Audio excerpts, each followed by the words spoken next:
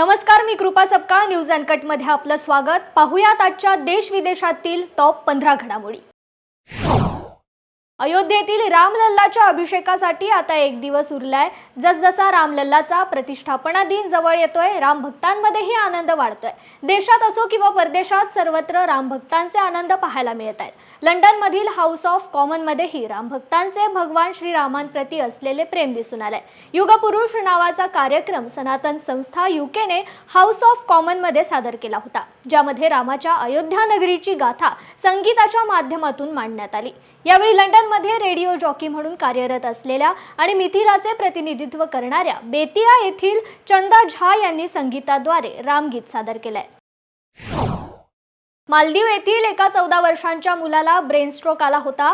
या मुलावर तातडीने उपचार करण्यासाठी एअरलिफ्ट करणे गरजेचे होते. यासाठी भारताने एअर ॲम्ब्युलन्स देखील उपलब्ध करून दिली होती. मात्र राष्ट्राध्यक्ष मोहम्मद मोइज्जू यांनी परवानगी न दिल्याने हे विमान भारतात येऊ शकले नाही. यामुळे या निष्पाप मुलाचा जीव गेला. मुलांच्या वडिलांनी सांगितलंय की त्याला तत्काळ माले येथे नेण्यासाठी विमानाची मागणी केल्यावर 16 तासांनी त्याला माले येथे नेण्यात आलं. मात्र उशीर झाल्याने डॉक्टर माझ्या मुलाला वाचवू शकले नाहीत. हे एअरलिफ्ट करण्याकरता राष्ट्राध्यक्ष मोहम्मद मोइज्जू यांनी परवानगी दिली नाही. त्यामुळे मुलाला जीव गमवावा लागला. चीनमधून एक दुःखद बातमी समोर आली आहे. शाळेच्या वसतिगृहाला आग लागल्याची घटना समोर आली असून यामध्ये 13 मुलांचा होरपळून मृत्यू झालाय. चीनच्या मध्यवर्ती हेनान प्रांतात शाळेचे वसतिगृह आहे. घडलेल्या घटनेचा विद्यार्थ्यांच्या पालकांना जबर धक्का बसलाय. भारताहून रशियाकडे जाणारं एक विमान अफगाणिस्तानमध्ये क्रॅश झाल्याची माहिती समोर आली आहे. तेथील स्थानिक माध्यम टोलो न्यूजने याबाबत माहिती दिली आहे. मिळालेल्या माहितीनुसार हे विमान भारतातून मॉस्कोकडे निघालं होतं. अफगाणिस्तानच्या बदख्शा प्रांतामध्ये हे विमान कोसळलं. येथील पोलिसांनी सांगितलं की हे विमान काल रात्री रडारवरून अदृश्य झालं होतं. यानंतर जिबाग जिल्ह्यातील डोंगराळ भागात हे विमान क्रॅश झालंय. पाकिस्तानी रेंजर्स आणि अफगाण तालिबानी सैनिकांमध्ये सीमा भागात भीषण चकमक झाल्याचं वृत्त आहे. कुनार बाजौर सीमेवर ही धुमश्चक्की सुरू आहे. अद्याप पाक तालिबान यांच्यातील चकमकींमध्ये कोणतीही जीवितहानी झाल्याचं अद्याप वृत्त नाहीये. तेहराननं बलुचिस्तानमधील दहशतवाद्यांच्या तळांवर हल्ला केल्यानंतर आणि पाकिस्तानने इराणमध्ये प्रत्युत्तरासाठी केलेल्या हल्ल्यानंतर हे पुढचं प्रकरण घडलंय. 2 आठवड्यातील दुसरा मोठा विमान अपघात झालाय. यापूर्वी विमानाला आग लागल्याचे वृत्त समोर आले होते. दरम्यान आज 2 विमानात टक्कर झाली आहे. हा अपघात जपानच्या उत्तरी बेटाच्या होक्काइडो येथील न्यू चिटोस विमानतळावर झालाय. कॅन्थे पॅसिफिक एअरवेजचे विमान विमानतळावर उभे होते. यावेळी लँडिंग करणाऱ्या कोरियन एअरलाइन्सच्या विमानाची टक्कर झाली. कोरियन एअरलाइन्सच्या विमानात 289 प्रवासी होते. अमेरिकेचे माजी राष्ट्राध्यक्ष डोनाल्ड ट्रम्प हे पुन्हा दुसऱ्या टर्मसाठी प्रयत्नशील झालेत. यासाठी त्यांनी यावेळी चांगलाच जोर लावलाय. या आपल्या प्रचारादरम्यान त्यांनी नवी भूमिका मांडली आहे. जर मी अद्यापही अमेरिकेचा अध्यक्ष असतो तर इस्रायलवर हमासकडून हल्लाच झाला नसता, असं त्यांनी म्हटलंय. इराणकडून आज एका उपग्रहाचं प्रक्षेपण करण्यात आलंय. सोराया नावाचा हा उपग्रह आतापर्यंत अवकाशातील सर्वात उंचीवर प्रस्थापित करण्यात आलाय.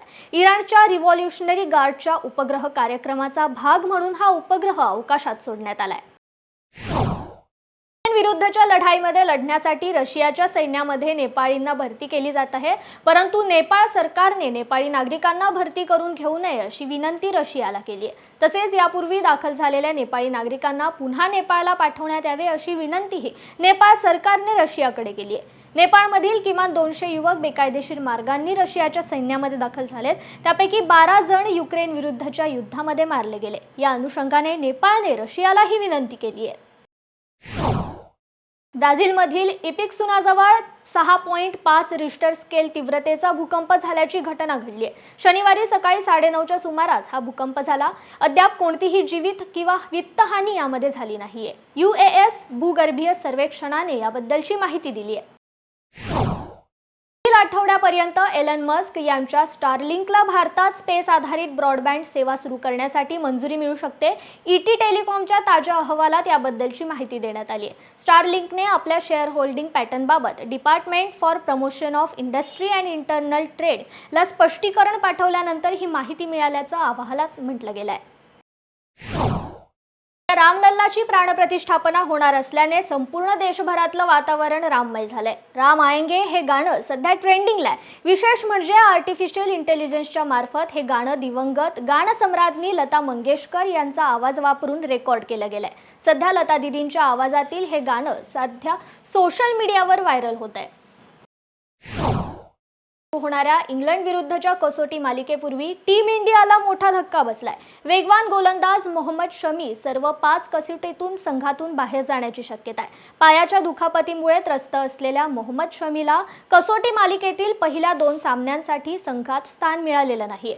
शेवटच्या 3 कसोटींपासून शमीच्या संघात पुनरागमनाची आशा होती, पण शमीची दुखापत खूप गंभीर असल्याने त्याला लवकर पुनरागमन करणे शक्य दिसत नाहीये. एवढेच नाही तर शमीला चांगल्या उपचारासाठी लंडनला पाठवण्याचा निर्णयही घेतला जाऊ शकतो. बॉलिवूड अभिनेत्री आलिया भट्टला सौदी अरेबियामधील एका कार्यक्रमात जॉय पुरस्काराने सन्मानित करण्यात आले. गेल्या वर्षी गंगूबाई काठियावाडी या चित्रपटासाठी राष्ट्रीय पुरस्कार आलिया भट्टला प्रदान करण्यात आला होता. सौदी अरेबियामधील कार्यक्रमात आलिया तिच्या चित्रपटांच्या प्रेमाविषयी बोलत होती. यामी गौतमी स्टारर व आदित्य सुहास जांभळे दिग्दर्शित आर्टिकल 370 सिनेमाचा ट्रेलर लॉन्च करण्यात आलाय. 23 फेब्रुवारीला हा सिनेमा प्रदर्शित होणार असून या सिनेमामध्ये ॲक्शन पॅक्ड पॉलिटिकल ड्रामा पाहायला मिळणार आहे. काश्मीरमधील दहशतवादाच्या सभोवतालच्या घटनेवर हा चित्रपट भाष्य करणार आहे. टॉप 15 मध्ये आज इथेच थांबूयात. पाहत रहा न्यूज अनकट. धन्यवाद.